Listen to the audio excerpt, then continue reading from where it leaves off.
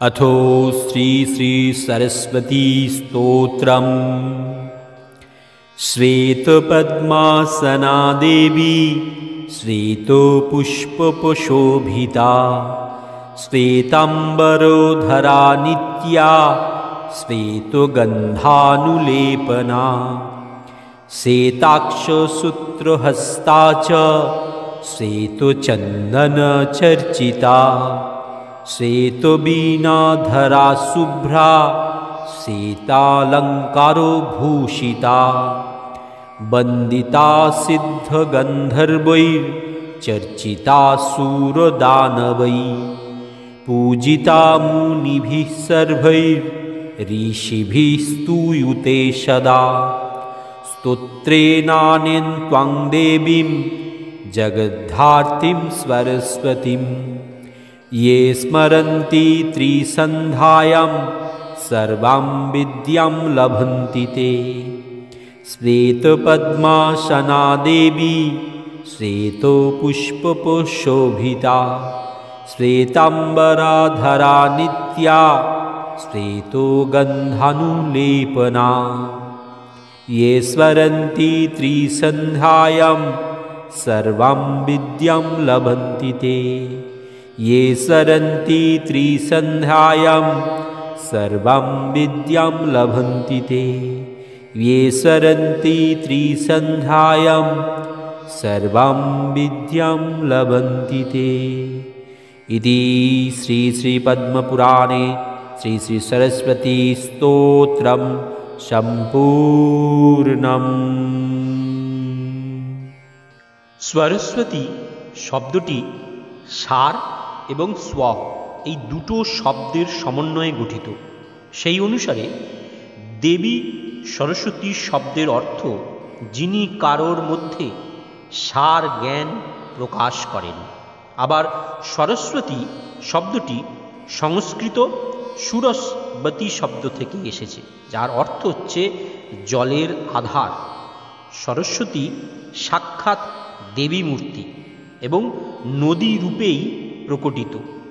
ঋগ্বেদে এর বর্ণনা করা হয়েছে, অম্বিতমে নদীতমে সরস্বতী অপ্রশস্তা ইব স্মসি প্রশস্তি মম্ব নস্কৃধি, অর্থাৎ মাতৃগণের মধ্যে শ্রেষ্ঠ, নদীগণের মধ্যে শ্রেষ্ঠ, দেবীগণের মধ্যে শ্রেষ্ঠ হে সরস্বতী, আমরা অসমৃদ্ধের ন্যায় রয়েছি, আমাদের সমৃদ্ধশালী করো। সরস্বতী দেবী জ্ঞান, সঙ্গীত, কলা এবং বিদ্যার দেবী। তার এই মন্ত্র নিয়মিত জপ করলে কথা, স্মৃতিশক্তি ও অধ্যয়নে একাগ্রতা বৃদ্ধি পায়। এই সরস্বতী মন্ত্রে অজ্ঞতা ও বিভ্রান্তি দূর করার ক্ষমতা রয়েছে এবং এই মন্ত্র যে জপ করে তার বুদ্ধি প্রখর হয়।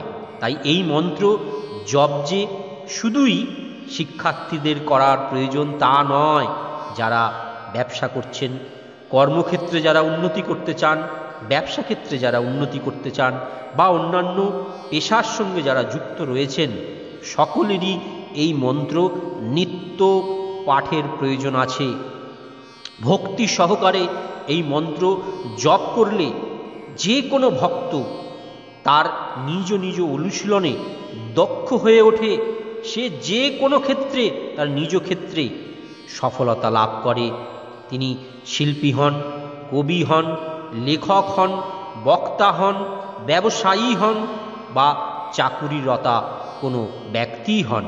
মা সরস্বতীর এই বিশেষ মন্ত্র যেখানে যদি আপনি রোজ জপ করেন, আপনাকে আপনার নিজ নিজ ক্ষেত্রে খ্যাতি এবং কৃতিত্ব এনে দিতে পারে।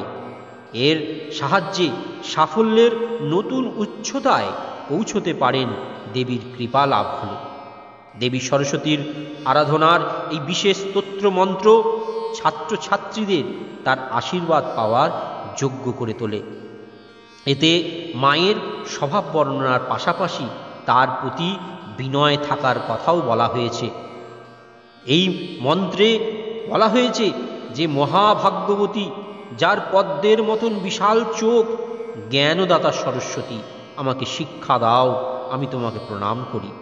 হে বিনা গ্রন্থ ধারণকারী মা, যার বাহন রাজহাঁস, তোমাকে প্রণাম করতে করতে আমি তোমায় অনুরোধ করি, তুমি আমাকে অপার জ্ঞান প্রদান করো।